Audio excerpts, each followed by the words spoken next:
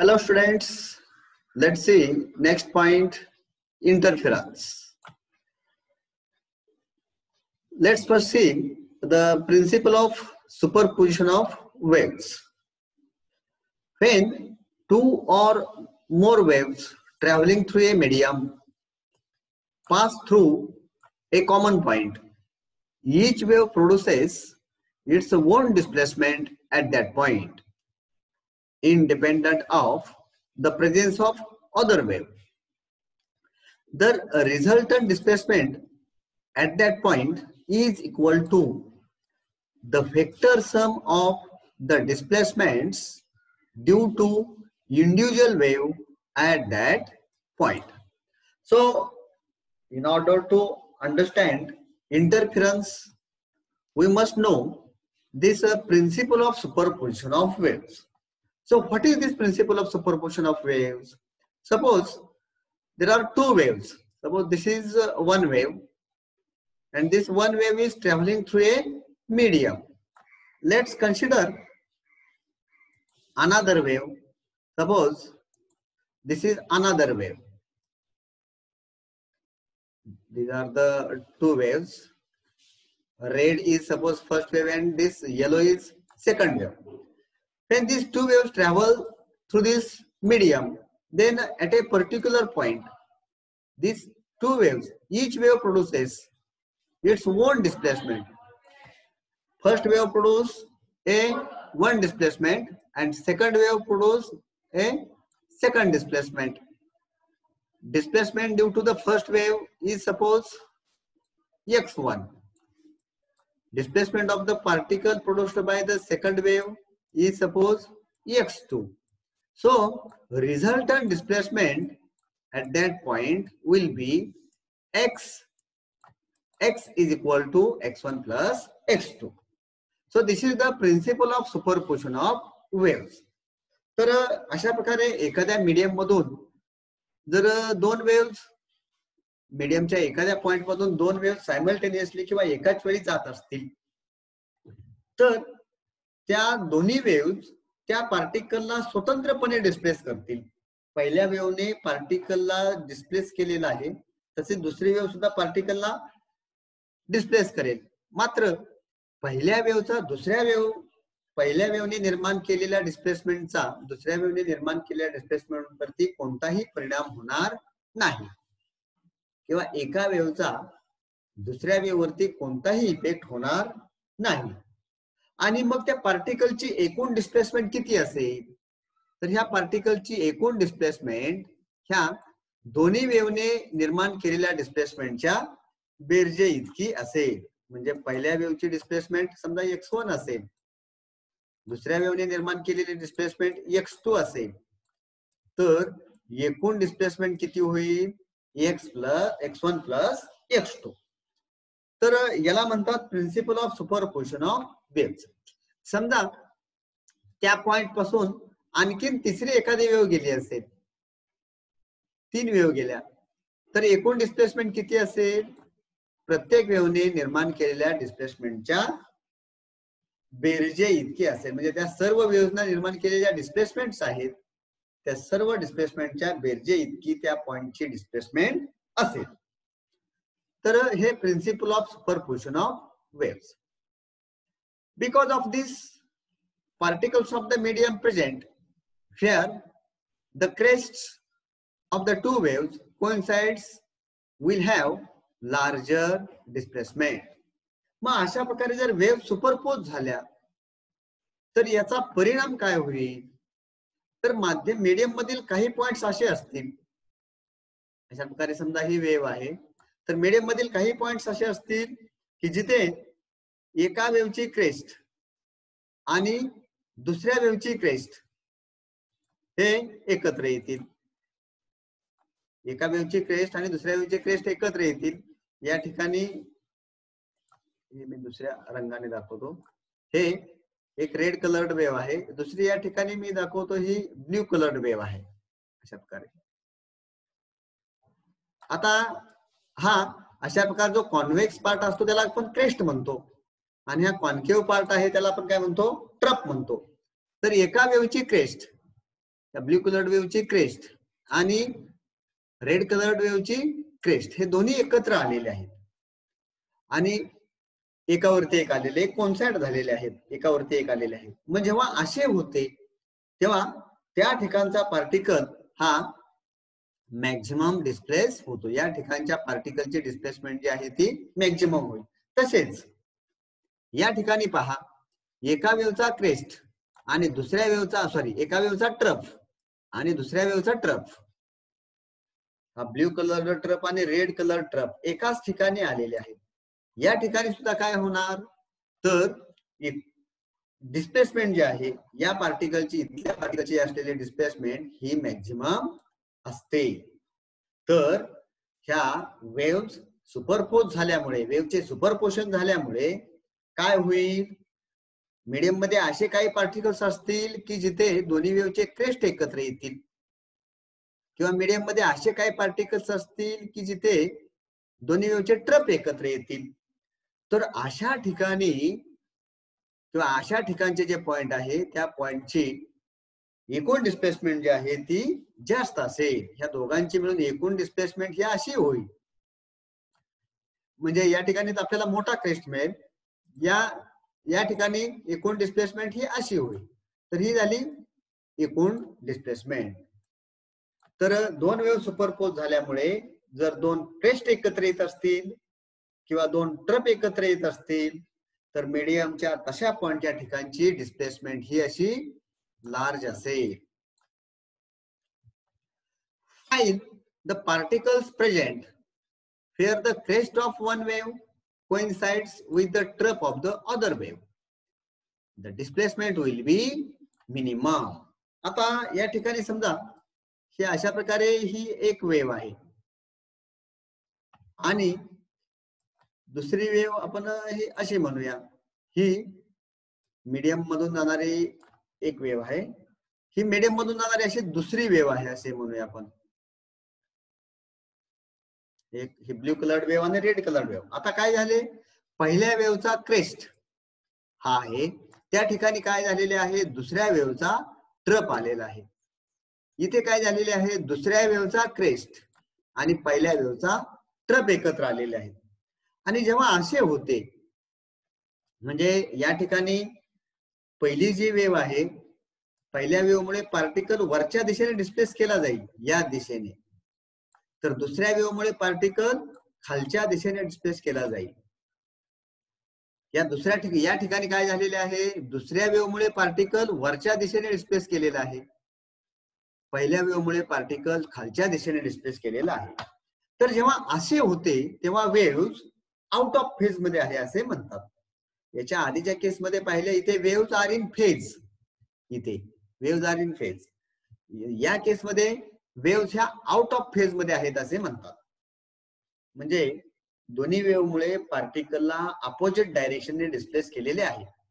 आणि जेव्हा असे होते तेव्हा त्या ठिकाणच्या पार्टिकलची डिस्प्लेसमेंट ही मिनिमम असते. पहिल्या वेव्ह मुळे समजा 3 सेंटीमीटर पार्टिकल वरती डिस्प्लेस झाला, 3 सेंटीमीटर, आणि दुसऱ्या वेव्ह मुळे पार्टिकल समजा 2 सेंटीमीटर डिस्प्लेस झाला खालच्या डायरेक्शनने, तर त्या पार्टिकलची रिझल्टंट डिस्प्लेसमेंट ही वरच्या दिशेने 1 सेंटीमीटर इतकीच असेल.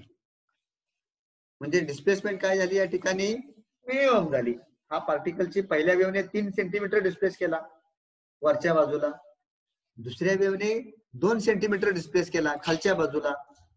एकूण डिस्प्लेसमेंट त्या पार्टिकलची किती असेल, तर ती 1 सेंटीमीटर इतकीच असेल आणि वरच्या दिशेने असेल. तर अशा प्रकारे जेव्हा एका वेव्हचा क्रेस्ट आणि दुसऱ्या वेव्हचा ट्रफ हे कोइन्साइड होतात, एकावरती एक येतात, तेव्हा त्या ठिकाणच्या पार्टिकलची डिस्प्लेसमेंट ही मिनिमम असते. If the amplitudes of the two waves are equal, then for the first set of particles, the displacement will be twice the amplitude of the individual wave. आता समजा या पहिल्या वेव्हचे अँप्लिट्यूड ए असेल आणि दुसऱ्या वेव्हचे अँप्लिट्यूड सुद्धा तेवढेच आहे. हा फर्स्ट सेट म्हणूया आपण. आणि अशा प्रकारे एका वेव्हचा ट्रप हा दुसऱ्या वेव्हच्या ट्रप वरती आलेला आहे. नंतर एका वेव्हचा हा क्रेस्ट आणि दुसऱ्या वेव्हचा क्रेस्ट हे एकावरती एक आलेले आहेत. अशा वेळी काय होणार तर एकूण डिस्प्लेसमेंट जे आहे ती एकूण अँप्लिट्यूड जे आहे ते दोन्ही वेव्हच्या अँप्लिट्यूडच्या दुप्पट असणार. समजा पहिल्या वेव्हची अँप्लिट्यूड ए असेल, दुसऱ्या वेव्हची अँप्लिट्यूड ए. त्या दोन वेव्ह सुपरपोज झाल्यामुळे मग एकूण अँप्लिट्यूड किती झालेले आहे 2a. पहिल्या वेव्हमुळे पार्टिकल 2 सेंटीमीटर वरती डिस्प्ले झाला असे समजा. दुसऱ्या वेव्हमुळे पार्टिकल 2 सेंटीमीटर वरती डिस्प्ले झाला. तर नंतर ह्या दोघांचा एकूण परिणाम काय होईल पार्टिकल हा 4 सेंटीमीटर वरती डिस्प्ले झालेला असेल. म्हणजे जेव्हा दोन्ही वेव्हचे अँप्लिट्यूड सारखीच असतात आणि एका वेव्हचा क्रेस्ट ह्या दुसऱ्या वेव्हच्या क्रेस्ट वरला कोइन्साइड होतो किंवा एका वेव्हचा ट्रप दुसऱ्या वेव्हच्या ट्रपला कोइन्साइड होतो तेव्हा एकूण अँप्लिट्यूड जे आहे दोन वेव्ह सुपरपोज झाल्यानंतर एखाद्या पार्टिकलचं एकूण अँप्लिट्यूड हे पहिल्या दोन्ही वेव्हच्या अँप्लिट्यूडच्या दुप्पट असते. आता या ठिकाणी and for the second set of particles the displacement will be 0. आता म्हणजे थोडक्यात आपण असे म्हणूया की जेव्हा वेव्ह फेज मध्ये येतात तेव्हा पार्टिकलचं रिझल्टंट अँप्लिट्यूड दुप्पट होणार एखाद्या पार्टिकलचं. वेव्ह जेव्हा आउट ऑफ फेज येतील म्हणजे ही सेकंड केस. या केस मध्ये काय होणार and for second set of particles displacement will be 0. That is when crest of one wave coincide with trap of the other wave and trap of one wave coincides with crest of the another wave. Then what will happen? Resultant displacement of the particle will be 0. आता इथे दोघांचे amplitude same आहेत. इथे पहिल्या वेव्हचे amplitude ए आहे पण particle वरच्या दिशेला डिस्प्लेस केला. हा दुसऱ्या वेव्हचे अँप्लिट्यूड सुद्धा ए इतकेच आहे पण पार्टिकल कसा डिस्प्लेस केला खालच्या दिशेला कारण पहिली ही क्रेस्ट आहे पहिल्या वेव्हची क्रेस्ट आहे दुसऱ्या वेव्हची ट्रप आहे अशा प्रकारे. त्यामुळे काय होणार हे जर आपण प्लस ए असं म्हटलं अँप्लिट्यूड तर हे अँप्लिट्यूड किती होईल -a होईल आणि मग रिझल्टंट अँप्लिट्यूड जे आहे पार्टिकलचं या ठिकाणी रिझल्टंट अँप्लिट्यूड 0. अशा प्रकारे जेव्हा एका वेव्हचा क्रेस्ट दुसऱ्या वेव्हच्या ट्रप वरती कोइन्साइड होतो एखाद्या ठिकाणी मीडियम मधील एखाद्या ठिकाणी एका वेव्हचा क्रेस्ट हा दुसऱ्या वेव्हच्या ट्रप वरती इन्सिडेंट होत असेल तर त्या पार्टिकलची रिझल्टंट डिस्प्लेसमेंट रिझल्टंट अँप्लिट्यूड हे 0 असणार. But intensity of wave is directly proportional to the square of the amplitude. Energy of the wave is directly proportional to the square of the amplitude. मग याचा परिणाम काय होईल तर ज्या ठिकाणी ही वेव्ह एकत्र आलेले आहेत त्या ठिकाणचं जे एकूण परिणाम आहे म्हणा वेव्हज कॅरी एनर्जी वेव्हच्या एनर्जी वाहून नेतात. मग मीडियमच्या काही पॉइंटच्या ठिकाणी काय होईल there will be maximum energy and at some points of the medium there will be minimum energy. या ठिकाणी एनर्जी मॅक्सिमम असणार कारण इथे अँप्लिट्यूड जास्त आहे.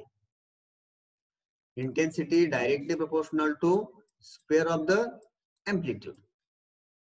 तर इथे अँप्लिट्यूडचा जो स्क्वेअर आहे त्या अँप्लिट्यूडच्या स्क्वेअरच्या प्रमाणात अँप्लिट्यूडच्या वर्गाच्या प्रमाणात या ठिकाणी इंटेन्सिटी असते किंवा एनर्जी असते म्हणा. मग या ठिकाणी काय होईल मीडियमच्या या ठिकाणी एनर्जी जास्त असेल. या ठिकाणी अँप्लिट्यूड 0च आहे म्हणजे एनर्जी काय होईल 0 होईल किंवा इंटेन्सिटी 0 होईल. तर अशा प्रकारे जेव्हा दोन वेव्ह सुपरपोज होतात एकावरती एक येतात एखाद्या पॉइंटच्या ठिकाणी जर दोन वेव्ह आल्या तर परिणाम काय होईल amplitude will be either maximum or amplitude will be minimum. Here amplitude is maximum energy will be maximum. means intensity will be maximum, and where amplitude is minimum, energy will be minimum or intensity will be minimum. तर अशा प्रकारे जेव्हा दोन wave superpose होतील, मीडियमच्या एखाद्या पॉइंटच्या ठिकाणी wave अशा एकावरती एक येतील, तेव्हा परिणाम काय होणार? एक तर त्या ठिकाणचे अँप्लिट्यूड जास्त असेल, मॅक्झिमम असेल, किंवा एक तर अँप्लिट्यूड मिनिमम असेल. जर एखाद्या त्या ठिकाणचे अँप्लिट्यूड मॅक्झिमम असेल तर इंटेन्सिटी आणि एनर्जी त्या ठिकाणी जास्त असणार. जर अँप्लिट्यूड मिनिमम असेल तर त्या ठिकाणी इंटेन्सिटी किंवा एनर्जी मिनिमम असेल. तर अशा प्रकारे काय होते? when two waves superpose, there will be redistribution or modification of the energy or intensity, and this redistribution or modification in intensity or energy of the medium due to superposition of waves is called interference. What is interference? तर काय होणार? दोन wave superpose झाल्यामुळे medium मध्ये काही ठिकाणी intensity किंवा energy जास्त असेल, काही ठिकाणी इंटेन्सिटी किंवा एनर्जी कमी असणार. अशा प्रकारे इंटेन्सिटीचे मॉडिफिकेशन होणे किंवा एनर्जीचे मॉडिफिकेशन होणे कशामुळे? वेव्ह सुपरपोज झाल्यामुळे. यालाच इंटरफिरन्स असे म्हणतात. जर दोन वेव्ह सुपरपोज होत असतील तर मीडियम मध्ये काही ठिकाणी इंटेन्सिटी जास्त असते, काही पॉइंटच्या ठिकाणी इंटेन्सिटी कमी असणार, आणि असे होणे यालाच इंटरफिरन्स असे म्हणतात. What is interference? The modification in intensity or energy in the medium due to superposition of waves is called interference. तर हे जे इंटरफिरन्स आहे ते वॉटर वेव्हच्या बाबतीत होते, साऊंड वेव्हच्या बाबतीत होते आणि लाईट वेव्हच्या बाबतीत सुद्धा होते. So let's first study the interference for water waves. Water वेव्हच्या बाबतीत इंटरफिरन्स कसे होईल ते आपण बघूया. Here S1 and S2 are the sources of water waves. Here this S1 and S2 are the sources of water waves. म्हणजे शांत पाण्यावरती आपण असे दोन सोर्स निर्माण केलेले आहेत, किंवा पाणी शांत आहे, त्या पाण्यावरती दोन अशा पिन पाण्याच्या पृष्ठभागाला टच होतील अशी व्यवस्था केलेली आहे समजा, आणि त्या पिन्स व्हायब्रेट होतात सातत्याने असे आपण म्हणूया. मग जर अशा पिन्स व्हायब्रेट होत असतील तर सातत्याने तिथून काय होतील?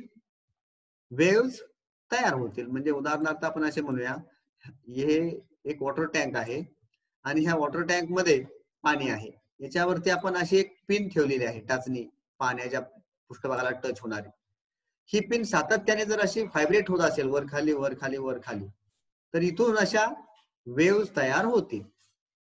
तर अशा प्रकारे दोन पिन आहेत असे आपण म्हणूया. इथे एक पिन आहे, ही पहिली पिन आहे, ही दुसरी पिन आहे, आणि ह्या दोन पिन सातत्याने अपडाऊन अपडाऊन, म्हणजे सिलाई मशीनची निडल जशी वर खाली मूव्ह होते तशा प्रकारे ह्या दोन टाचण्या पाण्याच्या पृष्ठभागाला सातत्याने टच होतात असे आपण समजूया. आणि जर असे झाले तर काय होईल? ह्या दोन्ही टाचण्यांच्या पासून वॉटर वेव्स तयार होतील आणि मग त्या पाण्याच्या पृष्ठभागावरती इंटरफिरन्स तयार होईल. तर इथे काय दाखवलेले आहे? S1 हा एक सोर्स आहे, वॉटर वेव्हचा सोर्स. S2 हा वॉटर वेव्हचा दुसरा सोर्स आहे. S1 and S2 are the sources of water waves of the same wavelength and amplitude and are in phase with each other. That is, at any given instant of time, the phases of the waves emitted by both sources are equal. तर इथे S1 या source पासून निघणाऱ्या waves आणि S2 या source पासून निघणाऱ्या waves त्यांचे वेव्हलेंथ सेम असणार, त्या वेव्हचा अँप्लिट्यूड सेम असणार आणि त्या दोन्ही वेव्स कायम फेज मध्ये असतील. The crests are shown by continuous circles, while troughs are shown by the dashed circles. आता पाण्याच्या पृष्ठभागावरती तयार होणाऱ्या वेव्ज आहेत, त्या वेव्ज मध्ये क्रेस्ट आणि ट्रफ्स असतील. या ठिकाणी क्रेस्ट म्हणजे जे उंचवटा असेल तो म्हणजे क्रेस्ट, कॉन्व्हेक्स पार्ट म्हणजे क्रेस्ट, कॉन्केव्ह पार्ट म्हणजे ट्रफ. पाण्यावरती काही भागावरती उंच ठिकाण असणार, काही खोलगट भाग असतील. उंच भाग म्हणजे आपण काय म्हणतो, त्याला क्रेस्ट म्हणतो, आणि खोलगट भाग वेव्हचा असतो त्याला आपण ट्रफ म्हणतो. Here in this diagram crests are shown by such a continuous circles. Crest आणि ट्रफ्स हे अल्टरनेट प्रोड्यूस होतात, आपल्याला माहित आहे. तर हे अशा प्रकारे हे जे क्रेस्ट आहेत ते क्रेस्ट आपण कंटिन्युअस लाईन्सनी दाखवलेले आहेत, आणि ट्रफ जे आहेत ते डॉटेड लाईन्सनी दाखवलेले आहेत. तर या ठिकाणी पहिल्या वेव्ह साठीचा हा क्रेस्ट आहे, हा दुसरा क्रेस्ट आहे, हा तिसरा क्रेस्ट आहे, हा चौथा क्रेस्ट आहे. जसे पहिल्या वेव्हचे क्रेस्ट आहेत तसे दुसऱ्या वेव्हचे सुद्धा हे क्रेस्ट आहेत. These are the crest of for second source of water waves अशा प्रकारे. आणि ज्या डॅशड लाईन्स आहेत त्या डॅशड लाईन्स म्हणजेच काय, डॅशड सर्कल्स म्हणजेच या ठिकाणी ट्रफ्स आहेत. या ठिकाणी हा जो पहिल्या वेव्हचा ट्रफ आहे बघा, हा पहिल्या वेव्हचा ट्रफ,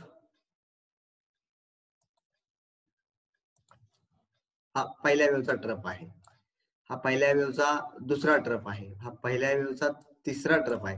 तसे या ठिकाणी हा पहिल्या वेव्हचा पहिला ट्रफ, सॉरी दुसऱ्या वेव्हचा पहिला ट्रफ आहे, दुसऱ्या वेव्हचा हा दुसरा ट्रफ आहे, दुसऱ्या वेव्हचा हा तिसरा ट्रफ आहे. ह्या ज्या डॅशड लाईन्स आहेत त्या. तर अशा प्रकारे क्रेस्ट आणि ट्रफ्स हे अल्टरनेटली इमिट होतात दोन्ही सोर्सेस पासून, हे या ठिकाणी दाखवलेले आहे. The points where the crest of one wave coincides with crest of another wave and where trough of one wave coincides with trough of the another wave are shown by blue dots. तर आता काही ठिकाणी बघा काय झालेले आहे, एका वेव्हचा crest आणि दुसऱ्या वेव्हचा ट्रफ, सॉरी एका वेव्हचा क्रेस्ट आणि दुसऱ्या वेव्हचा क्रेस्ट हे कोइन्साइड झालेले आहेत. इथे हा पॉइंट पहा, at this point crest of one wave coincided with crest of other wave. Here trough of one wave coincided with trough of the other wave. हे पॉइंट्स बघा असे. इथे पुन्हा क्रेस्ट आणि क्रेस्ट, इथे ट्रफ आणि ट्रफ, इथे क्रेस्ट आणि क्रेस्ट. तर अशा प्रकारे दोन्ही वेव्हचे क्रेस्ट आणि दोन्ही वेव्हचे ट्रफ एकत्र आलेले आहेत. इथे पण पहा, या ठिकाणी दाखवलेले आहे. तर अशा ह्या लाईन्स अशा कोइन्साइड झाले आहेत. तर या ठिकाणी तर अशा प्रकारे हे क्रेस्ट या ठिकाणी पहा, हे दोन्ही वेव्हचे क्रेस्ट एकत्र आलेले आहेत, इथे दोन्ही वेव्हचे ट्रफ एकत्र आलेले आहेत, इथे पुन्हा क्रेस्ट एकत्र आलेले आहेत, इथे ट्रफ एकत्र आलेले आहेत, इथे क्रेस्ट एकत्र आलेले आहेत. तर जेव्हा क्रेस्ट वरती क्रेस्ट येतील आणि ट्रफ वरती ट्रफ येतील असे हे जे पॉइंट्स आहेत ते हे निळ्या डॉट्सने दाखवलेले आहेत. या ठिकाणी सर्व जे निळे डॉट्स आहेत त्या निळ्या डॉट्सच्या ठिकाणी क्रेस्ट वरती क्रेस्ट आलेले आहेत, ट्रफ वरती ट्रफ आलेले आहेत. म्हणजे थोडक्यात इथे कन्स्ट्रक्टिव्ह इंटरफेरन्स निर्माण होणार. At these points displacement is maximum. तर हे ह्या सर्व पॉइंटच्या ठिकाणी ह्या रेषेतील हे जे सर्व पॉइंट आहेत या सर्व पॉइंटच्या ठिकाणी काय होणार, डिस्प्लेसमेंट, या पॉइंटच्या ठिकाणची डिस्प्लेसमेंट जी आहे पार्टिकलची ती मॅक्झिमम असणार. आणि एकूण डिस्प्लेसमेंट किती असेल, दोन्ही वेव्हच्या डिस्प्लेसमेंटच्या दुप्पट असणार. पहिल्या वेव्हची डिस्प्लेसमेंट 2 सेंटीमीटर असेल तर दुसऱ्या वेव्हची डिस्प्लेसमेंट 2. मग एकूण डिस्प्लेसमेंट किती झाली, 4 centimetre. So these are the points of constructive interference. All these points which are shown by blue dots are the points of constructive interference. The points here, the crest of one wave is coincide with trough of another wave are shown by red dots. आता इथे बघा हे जे सगळे red dots आहेत त्या red डॉटच्या ठिकाणी बघा एक डॅशड सर्कल आहे आणि दुसरे कंटिन्युअस सर्कल आहे. म्हणजे एक डॉटेड लाईन आणि एक कंटिन्युअस लाईन, ह्या दोन्ही लाईन एकत्र आलेल्या आहेत. म्हणजे एक क्रेस्ट आहे आणि एक ट्रफ. रेड डॉटच्या ठिकाणी प्रत्येक ठिकाणी पहा एक कंटिन्युअस लाईन आहे आणि एक डॉटेड लाईन आहे. मग कंटिन्युअस लाईन म्हणजेच क्रेस्ट आणि डॉटेड लाईन म्हणजे ट्रफ. तर ज्या ज्या ठिकाणी मीडियम मधील ज्या पार्टिकलच्या ठिकाणी क्रेस्ट आणि ट्रफ एकत्र आलेले आहेत ते सगळे पॉइंट्स आपण अशा प्रकारे लाल डॉट्सने दाखवलेले आहेत, रेड डॉट्सने दाखवलेले आहेत. At these points displacement is 0. हे लाल रंगाने दाखवलेले सगळे पॉइंट आहेत ना मीडियमचे, त्या सगळ्या पॉइंटच्या ठिकाणच्या पार्टिकलची डिस्प्लेसमेंट 0च असणार. And these are the points of destructive interference. आणि हे जे रेड डॉटेड पॉइंट्स आहेत ना त्या ठिकाणी डिस्ट्रक्टिव्ह इंटरफिरन्स निर्माण झाला असं आपण म्हणणार. Thus, along the some straight lines radially diverging from the midpoint of S1 and S2, there is a constructive interference along radial lines connecting the blue dots. तर अशा प्रकारे हे जे सगळे ब्ल्यू डॉट्स जोडणाऱ्या ज्या लाईन्स आहेत त्या ब्ल्यू डॉट्सना जोडणाऱ्या सर्व लाईन्स वरती हे कन्स्ट्रक्टिव्ह इंटरफेरन्स निर्माण झालेला आहे. आणि ह्या सर्व ज्या लाईन्स आहेत ब्ल्यू डॉट्सला जोडणाऱ्या सर्व लाईन्स आहेत त्या कुठून ओरिजिनेट होतात तर ह्या सर्व ब्ल्यू डॉटला जोडणाऱ्या लाईन्स किंवा रेड डॉटला जोडणाऱ्या लाईन्स S1 आणि S2 हे दोन सोर्सेस आहेत, त्यांचा जो मध्यबिंदू आहे तिथून ह्या लाईन्स अशा प्रकारे डायव्हर्ज होतात, विखुरल्या जातात. Destructive interference is produced along the radial lines connecting the red dots. आणि हे रेड डॉट्स कनेक्ट करणाऱ्या ज्या लाईन्स आहेत त्या लाईन्स वरती हा डिस्ट्रक्टिव्ह इंटरफिरन्स निर्माण झालेला आहे. म्हणजे इथे तुम्हाला हा डिस्ट्रक्टिव्ह इंटरफिरन्स, इथे कन्स्ट्रक्टिव्ह इंटरफिरन्स, पुन्हा इथे डिस्ट्रक्टिव्ह, पुन्हा कन्स्ट्रक्टिव्ह, नंतर डिस्ट्रक्टिव्ह, इथे कन्स्ट्रक्टिव्ह, पुन्हा हा डिस्ट्रक्टिव्ह. अशा प्रकारे डिस्ट्रक्टिव्ह आणि कन्स्ट्रक्टिव्ह इंटरफिरन्स च्या ज्या लाईन्स आहेत त्या तुम्हाला अशा अल्टरनेटली प्रोड्यूस झालेल्या दिसतील. Interference had been observed in case of water waves and sound waves. Sound वेव्हच्या आणि वॉटर वेव्हच्या बाबतीत हा इंटरफिरन्स असा घडून येतो. For light waves interference was observed first time in the laboratory by Thomas Young 1773 to 1829 in the year 1801. तर लाईटच्या बाबतीचा इंटरफिरन्स जो आहे इंटरफिरन्स ऑफ लाईट, या इंटरफिरन्स लाईटच्या इंटरफिरन्सचा शोध सर्वात प्रथम 1801 मध्ये थॉमस यंग या सायंटिस्टने म्हणजे इंटरफिरन्स ऑफ लाईट हा सर्वात सुरुवातीला लॅबोरेटरी मध्ये थॉमस यंग या सायंटिस्टने ऑब्झर्व केलेला आहे. As noted above, this was the first proof of the wave nature of light. तर इंटरफिरन्स ऑफ लाईट जे आहे ते इंटरफिरन्स ऑफ लाईट हे वेव्ह नेचर ऑफ लाईटचे फर्स्ट प्रूफ आहे. म्हणजे light travels in the form of wave, light travels in the form of corpuscles. तर लाईटची कॉर्पिस्क्युलर थिअरी आहे, लाईटची वेव्ह थिअरी आहे.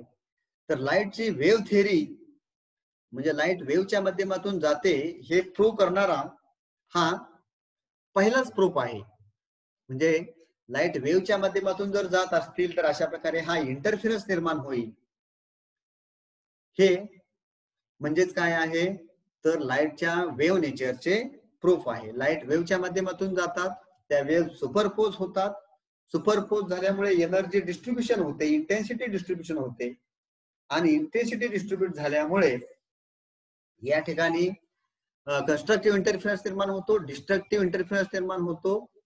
तर लाईटच्या बाबतीत जर अशा प्रकारे लाईट वेव्ह सुपरपोज होत असतील तर स्क्रीनवरती आपल्याला काही ठिकाणी ब्राईट डॉट्स दिसतील, तर काही ठिकाणी लेस ब्राईट किंवा डार्क डॉट्स दिसतील. तर हा लाईटचा इंटरफिरन्स आहे. एनर्जी डिस्ट्रीब्यूट झाल्यामुळे काही ठिकाणी लाईटची इंटेन्सिटी जास्त असेल, काही ठिकाणी लाईटची इंटेन्सिटी कमी असेल. So this is about the interference of Here you should know the meaning of interference, then constructive interference, and then destructive interference. तर इंटरफिरन्स म्हणजे काय विद्यार्थी मित्रांनो? इंटरफिरन्स म्हणजे modification of the intensity in the medium due to superposition of two or more waves. Constructive interference म्हणजे काय? When waves arrive in phase, crest of one wave coincide with crest of the other wave. Trough of one wave coincide with the trough of other wave. Therefore, resultant displacement, resultant amplitude of the particle is maximum and intensity is maximum. This is the constructive interference. Then what is destructive interference? When two waves arriving at a point are out of phase. Crest of one wave coincide with the trough of the other wave. Therefore, resultant displacement at that point is minimum. And therefore, intensity at that point will be minimum. This is the destructive interference. Thank you.